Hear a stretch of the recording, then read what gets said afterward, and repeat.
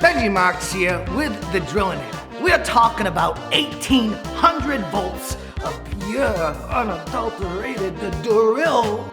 It's so big and powerful! Forget about wood. Forget about stainless steel. Even a cast iron skillet, forget about it. It can't help but succumb to the Drillinator. And today only, we're offering the drilliest set. Even more drilly goodness, drill girls! The drilliest drill ever! The drilliest set comes with both cobalt and titanium tips. But wait! There's more!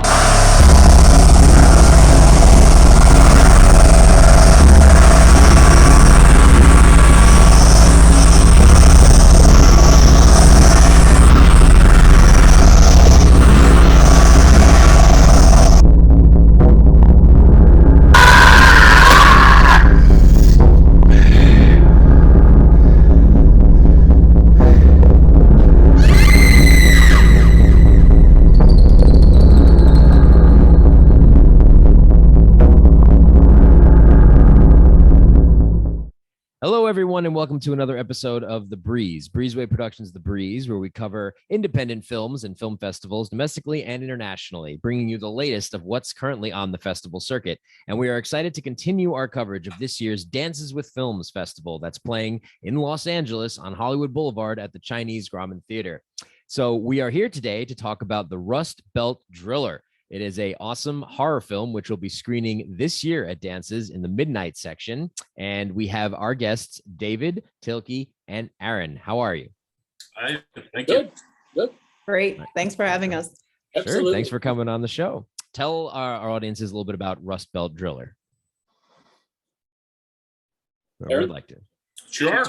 Yeah. So it's obviously, it's a horror movie and we wanted to kind of take people back to the, to the 70s, the late 70s, 80s, that real gritty, grimy, grindhouse aesthetic. But we also wanted to try to say something, once you get past that stuff. David and I've known both Tilke and David for many, many years. We've worked together professionally, just for fun. We're good friends. There's a lot of trust involved with both of them. And Dave and I had been talking roughly March or April of last year, and Driller Killer by Abel Ferrara was on Prime. It was on Prime Video. So we were talking about it. I'm a big Abel Ferrara fan, Bad Lieutenant, all that kind of stuff. And so we were watching it, and then I realized that, doing some research on it, it's in the public domain. The copyright was never renewed. So technically you can remake it without penalty. Mm-hmm. And then David suggested that we, make it more of a unique story, which, that's how I wrote it. But there's a ton of homage to many films in there. Driller Killer, Cruising, Videodrome, Perfect Blue, Blade Runner, Session 9, ton of different influences. But yeah, so we kept because the whole concept was, Dave and I were talking, and I said, we could rework this for 2020, and Driller Killer, and just the paranoia and the way that the arts in a lot of ways have been kind of discarded for a lot of people over the last 20, 30 years, and just isolation, and obviously with coronavirus and just all that's done to everybody. Sure. And there's a lot of my personal experience, a lot of things I've dealt with my own mental health and depression and betrayal, and and I'm certainly not unique to those things, but this film I was able to really kind of express myself and get things out that I've been raging about for a long time, and I think that definitely helped with it. But that's kind of the kernel of it. And Dave and I come at very, very different angles on certain things, but for the final approach and a vision, we're usually pretty much 100% in step. And nice. I think that shows as well. And we went into pre-production in June of last year. We shot in October. And for about half of that short 4-month pre-production, it was just Dave and myself. Tilke came in as a co-producer. She was Dave's co-director. She was our acting coach, his intimacy coordinator, all that kind of craziness. Dave was our primary executive producer. He's our director. He's our props master. His daughter drew all the beautiful pictures and all the crazy images that are in the film.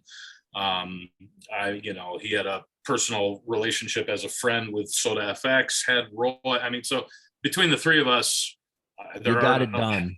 there aren't enough hats in the world for the three of us. That's indie film, right? I mean, that's what it is. So. It is, and there's a blood, sweat, and tears that are put into the passion behind it. So now that you have the film completed and you're about to screen, everyone is very excited to showcase it at Dances this year. And Tilke, when he was talking about you coming in at a certain point, when did you jump in? What was done and what needed to be done? And what did you add to the project to help land the plane, so to say?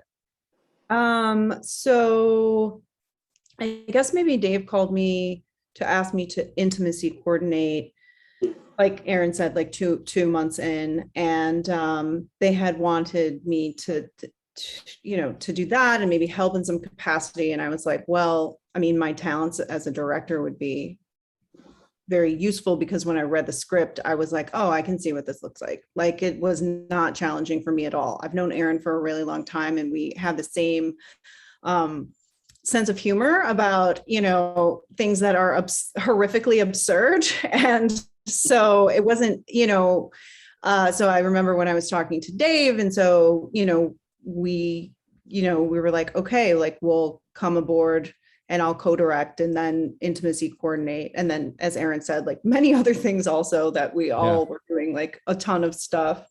And one of the things that was unique to have two directors is especially because Dave is, the executive producer, and getting all these sort of ducks in a row, is that Aaron and I were able to take about 6 weeks before we shot to work with the actors. Mm-hmm. And, which is obviously, is not common in film. It might be common in theater, but I think it allowed us to have like a sense of cohesion, and like everybody came in knowing what they were doing. And then that allowed Aaron to give himself the space as somebody who's doing a lot of different things, but also the lead, to take that time, like, because it was blocked out time where he could work on his character. Because I think a lot of times what happens when you're a lot of other roles and you're the lead, sometimes the acting part gets like, pushed back, like, because you have to do all this other stuff. So, so in that sense, I think it was really that, the pre-production with the actors was really valuable in that sense. And you're able to take your time. You nurtured the actors into their roles. Everybody felt comfortable. Everybody knew what they were doing. And that's why when the performances were done, it's showcased on the screen in the final product, because everybody knew the routine. They were ready to just dive into it, which is pretty cool. So co-directing, when you guys are working together, David, so what aspects did you take, and what aspects did Tilke take when you guys were doing the co-directing, having like two eyes on it? Yeah, we did. We definitely split it up to where Tilke would focus more on the relationship side, I guess, the character side, the more of the normal stuff, the normal scenes, the day-to-day sort of scenes. Although there's never anything really normal going on in this film. There's always some weirdness in the background, or Aaron is doing what he does, which and then that allowed me to focus on the darker stuff, the darker side, the makeup effects scenes, the terror scenes, we don't really have any jump scares. I'm not a fan of jump scares. I think mostly cheap. I like to build something slowly. So you have scenes where there's urban explorer walking down these long, dark hallways. And through the use of, obviously, through the use of music and sound effects, you kind of build that tension. You know something is going to happen. You don't know what. But so while Toki was doing her thing, that allowed me to focus on those things. And, I think it was a good division of labor. And, I think her strength is working with the actors. I hate actors. Absolutely have. Number one thing for a director, you hate the talent. Film without actors, I would be so happy. But how much? I gotta ask, how much blood did you guys use in this movie? You did not use enough blood. We used it. I would have liked more. I would have liked a lot more. Oh yeah.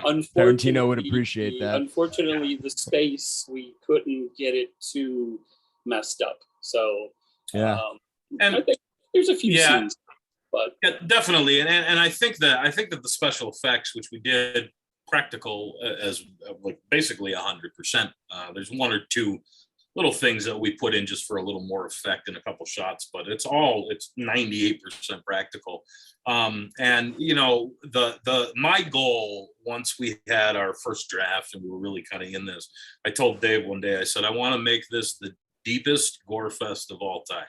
You know, we want to, you know, in a perfect world, this is just a all out gore fest, but the psychological aspects are what's actually really terrifying. And I think overall, considering we shot it over the course of 9 or 10 days total, with one day of just kind of prep and all that other stuff.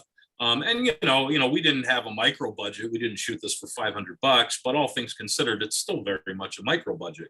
So given our time restrictions, given our budget restrictions and everything else, I think we came pretty close to that. And I think that, you know, I think people have given us some pretty positive feedback on it so far, in that, you know, the gore and the effects are there for the horror happy, but that the underlying theme, you know, we're trying to say something too, and the underlying themes are what I hope comes across as more terrifying. Sure. Horror fans, they are very passionate about horror films. You know, they will always be drawn to it. They love that category and that genre. So if people are into horror, they will definitely look at the Rust Belt Driller as a film that they should check out, because number one, for what you're saying, is gore. You did not use enough blood, but you used so much. There's a lot of violence. There's a lot of horror that goes into it, and it gets very juicy. Let's say something like that. Dances with Films loves to champion independent films that were done at the best that they can to provide amazing results. They support independent films. They give them a podium to stand on and showcase their work. So, you know, your film will be screening at the 1155 block August 27th. August 27th, 1155. Definitely check it out, Rust Belt Driller. In closing, is there anything that you'd like to say to the Dances with Films Film Festival organization? Thank you. Absolutely. I have to be honest. The level of care that they have for the product is astounding. And not to suggest that other major festivals, or even certainly I would expect it from smaller festivals, but you know, I mean, this is a pretty big thing, and Dave has been the primary contact on that aspect of things. And, you know, they're screening it just to make sure that the DCP file is correct. And they noticed that there were a couple things that seemed out of place to them. They're not, it's intentionally a little out of sync or this or that, but they wrote down these notes and they just said, we're wondering about this, and we just want to make sure that this is correct and all that stuff. And it's like, oh, these people actually care about my movie, about our movie, about Dave's movie, about Tilke's movie. They really care. And that just, and again, it's not that I'm surprised by that, but I was surprised by the level of that. And they're just awesome people. And we've linked up with you through Cher Culver, and just everybody involved has just been awesome. And just, you know, the fact that other people are there to build up art, you know, I think that's what we're supposed to do with each other. So that's just, I could not be more appreciative of the way that they've treated us for things like that. 100%. Wow. Thank you for such Yeah. amazing, heartwarming words. I'm very excited for all of you to enjoy dances, and I hope audiences are able to check out Rust Belt Driller. And I want to thank you for stopping by on The Breeze to talk about your film. So I wish you all the best of luck and success on Rust Belt Driller. Awesome. Thank you, Thanks Alex. so much, Much. Alex.